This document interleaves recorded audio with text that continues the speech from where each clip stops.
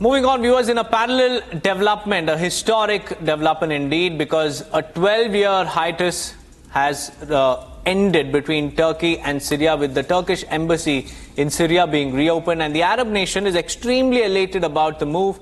Rejoicing Syrians even called it a day that they had never seen or dreamt of, and it all happened within just 2 days of Erdogan getting a nudge from the US. Take a look at this report. Turkey has reopened its embassy in the Syrian capital of Damascus. This is the first time Ankara has opened its embassy in Syria in over 12 years. The Turkish embassy in Damascus had suspended operations in 2012 due to the escalating security condition during the Syrian civil war. Following heightened tensions in Syria, the embassy officials and family members were recalled to Turkey. Syrians welcomed the reopening of the Turkish embassy in Damascus. شايف الشعب كله مبسوط وفرحان وعودة العلاقات العربية إنه لحضن الوطن، والحمد لله رجعت العلاقات مع تركيا ورجعت مع إخواننا العرب، والحمد لله إنه زال عنا هالغمة اللي صار لها 50 سنة كابدة على قلبنا وعلى نفسنا وعلى تحركاتنا. الحمد لله، وإن شاء الله سوريا بتتم لقدام، وأهلا وسهلا بكل الإخوان العرب والأجانب، وأهلا وسهلا بتركيا. Some are calling it a day they never imagined would see again.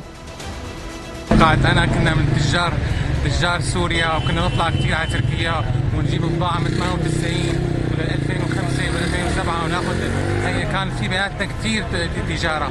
بعد 2010 صار في بيناتنا انقطاع، والحمد لله على ذهاب هذا الطاغية، وإن شاء الله بيكون في استفتاح خير بالتجارة والصناعة. The decision comes just a day after Turkish President Erdogan met US Secretary of State Antony Blinken. This also comes after US Secretary of State just a couple of days ago said that they had reached a broad agreement with Turkey on Syria.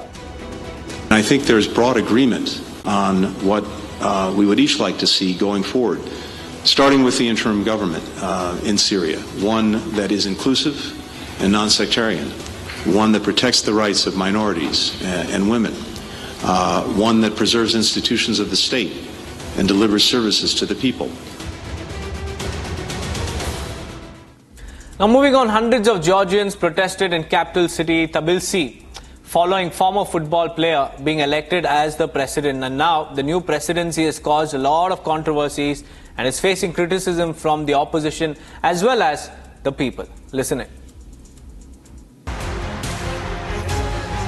A huge controversy has erupted in Georgia over the election of former football player Mikhail Kavelashvili for the post of president.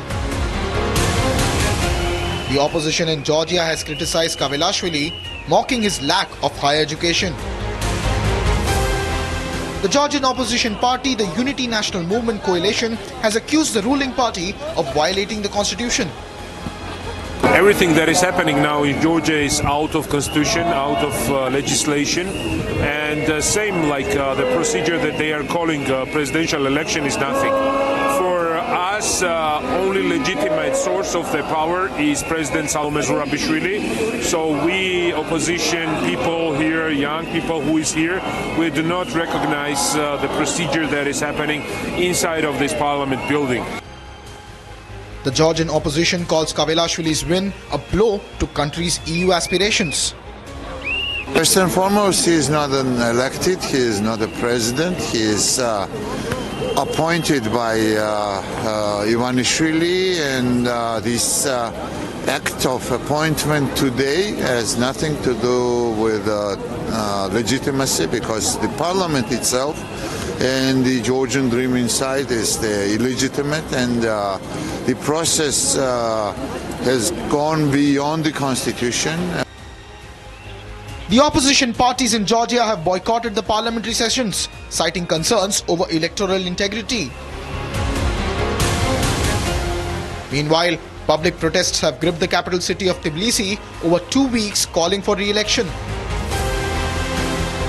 With Georgian opposition not agreeing to the election results and the protests continuing, the big question is, what holds next for the new president of Georgia?